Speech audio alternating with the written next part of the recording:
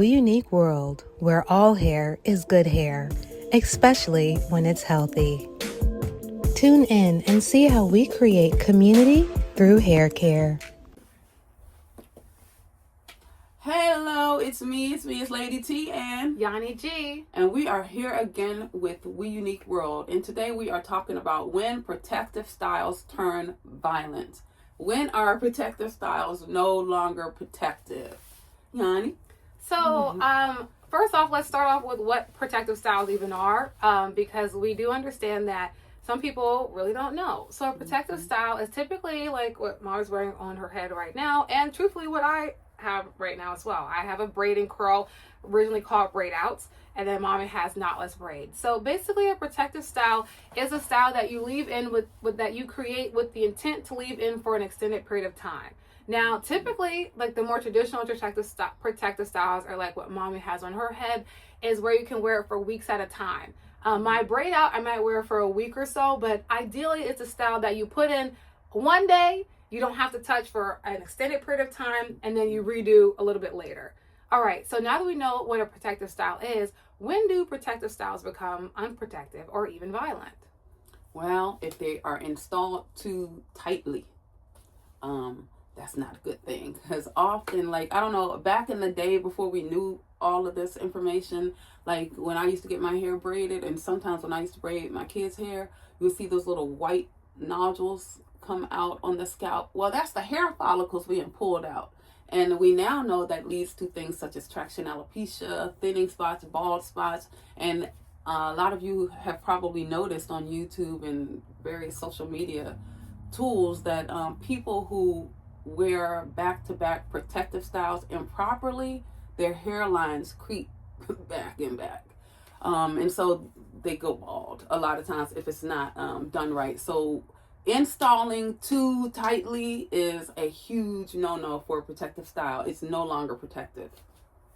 Exactly. And then also not taking care of your hair and their protective style. Just because you put your hair in braids or twists, it does not mean that you don't have to moisturize anymore. It does not mean that you don't have to take care of your scalp. It doesn't mean that you don't have to wear your bonnet anymore, or even sometimes, washing your hair and things in those protective styles. So it's not about like doing your hair and then forgetting about it. And then it's like, oh, I don't have to do anything with my hair anymore. And I think that's what a lot of people, they get the style so that you don't have to do anything, but it's not that you don't have to do anything, it's that you have to do less. Yes. So since you have braids in, you might not have to detangle, you might not have to condition as much, you might not have to moisturize as much, but you still have to take care of your hair even in those styles, especially because the material and things from the braids sometimes can suck the moisture out of your hair. You're still doing the same things every day, and your hair is still existing in your style. So just because it's tucked away or even in your weave and braided down, it does not mean that now you don't have to do anything with your hair. You still need to be moisturizing it. You still need to be conditioning it and doing different things to make sure that while your hair is in that style, that it's not drying out, that it's not getting brittle, because you will have to take it out eventually. And so if your hair is super, super dry, that takedown process already could be an intense situation. But if your hair is super, super dry, that takedown process could break your strands off, because if you have, some people leave their protective styles in for months, and if you haven't put a drop of moisturizer in your hair for 3 months, think about your skin, right? Most of our melanated cocoa butter queens are not going to walk around for more than 2 days without putting on moisturizer on your legs or on your body, because you can see that ashiness. It's an aesthetic thing. Your hair, sure, you don't have to moisturize it every 2 days or something. But if you were to, just think about it. If you were to go 3 months without putting on any lotion, any body butters, any oil or anything, the state of your skin would probably be very dry. I see sometimes people have those little, like, I don't know, they're like skin scales. Yeah, or scales, or even they're like skin balls. Like, I don't know how else to describe them. They're like skin balls on people. That's your body. Mind you, you're drinking water, so that's your body in a still moisturized state because it's naturally getting hydrated through your daily activities and existing. Your hair is not getting that. There's no blood or anything or water going to your hair, moisturizer just automatically going through your strands. So if you forget about your hair and you just leave it in those styles, it's gonna dry out eventually, and then when you take it out, it's gonna start to break off. And even when it's styled, it can start to just be damaged just because you're ignoring it. Yeah. So another thing that contributes to making protective styles not protective is failing to properly prep the hair before the install. I have seen some things on YouTube that I am in just disbelief. I'll clutch my pearls. I have seen some of y'all taking your braids out and installing new braids without doing anything, without washing, doing any hair reset. And so one of the services we offer is a protective style prep, because we know, like, you got to make sure your scalp is properly exfoliated, is clean and healed before you apply all this, all this weight to your strands. Also, all this weight that's pulling from the scalp. Also, I like to, before I install a protective style, I use a little more product than I normally would use, because that style is, the strands are going to be encased in braiding hair or whatever for months sometimes. And so it is harder for moisture to penetrate. And so I like over condition before installing. Make sure the hair is properly detangled and everything, because when braiding, hair can snap if it's not properly detangled. So really make sure your hair is properly reset, hydrated, moisturized, snag free, tangle free before the install even goes in, so you set the foundation, to retain that growth when you take your hair out. And then I'll also just add, to that is to let your hair breathe every once in a while as well. Because just because you want to look a certain way, if your goal is health, then you do every once in a while need to just let your hair be in its natural state, at least for a few days. And in that time, overly moisturize it, overly condition. Make sure you do a deep condition before you put the unit in, and perhaps even after. I would say before and after is really great.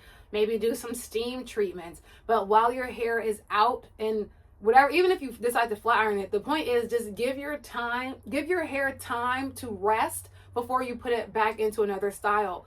Because if you just back to back are putting in braids, the only people that I've ever seen that put back to back extensions and protective styles without letting their hair breathe, their hair typically doesn't grow past a certain length, and it just breaks.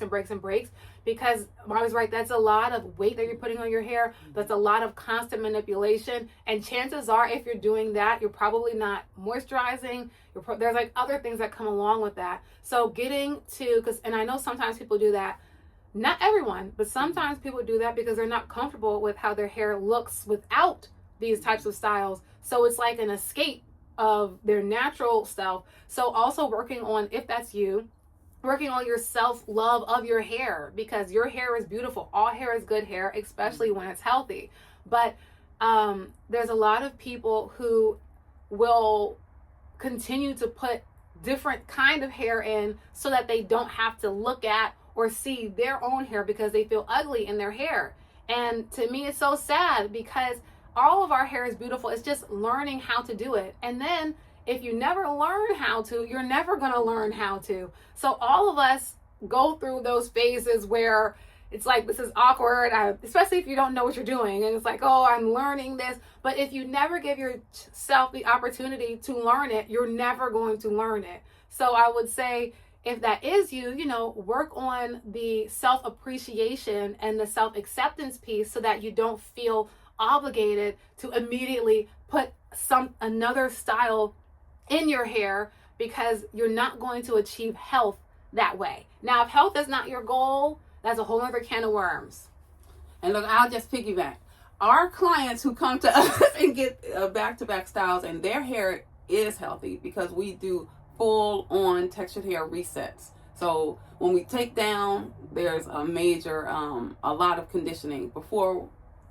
When we do the protective style prep, we do conditioning. So you can wear styles back to back, but it takes a lot of work. It takes a lot of thought. And yeah, if you want length retention and healthy strands, you cannot just take your hair down and install another style without, going through steps: conditioning, moisturizing, scratching the scalp, massaging the head, like all the stuff that we do to our clients when they come in. Because one of my clients, she wears wigs most of the time because it's convenient. I don't question just because it's convenient. And I take her hair down, do the textured hair reset, braid it back up, and she's good for another month or two. And she's gone from thinking chin length was long to her hair surpassing her bra strap. So it is possible. It's just you have to follow certain steps, and they're timely. And if you don't feel like following them, then hey, call us. We'll do your textured hair prep and your braid takedown. Because another thing that really makes protective styles not very protective, if let's say you've done everything we've just mentioned, but the takedown process is damaging. Like, I've had, even myself, when I first grew my hair to tailbone length and I wore braids, I didn't realize how much my hair had grown. So I cut the braids too high. Even though I cut them way low, I cut them way down by my waist, I forgot my hair was that long now. So something as simple as identifying where on the braids to start your cut can, negate the effects of the protective style anyway, because now you don't cut all your new growth off. Or being too rough. A lot of times when we take out protective styles, especially if some of that braiding gel has been used, like the build up balls at the base of the scalp are real and they can be cement-like. And if they're not melted away properly, and if they're if water's added too soon, actually, or if they're too roughly manipulated, you will have hair loss. You will have thinning spots and maybe even bald spots. If, like, again, I mentioned earlier, I see some of y'all are taking your braids out and then rebraiding, like, at the same time. That's not a good way to take your protective style down. It's not going to result in healthy hair. So even being very mindful about the takedown process. If you take it down improperly, you will receive breakage, and it's no longer a protective style. All right. Anything you like to add? No, I think that was it. Let me see. I took notes because you'll know I got ADHD, so I want to make sure I got everything. Too tight, check. Hair too dry, check. Bad takedown routine, check. Improper prep, check. So yeah, I think that's it. And if you guys have anything you want to add, you have any protective style nightmares you want to share, we are here to listen, not judge, to provide our input, and we just love to hear from you, to be quite honest. So, anything else to add? No. All right, thank y'all. See y'all again next time. Like this video, comment, share, and subscribe, and we'll be back. Yes.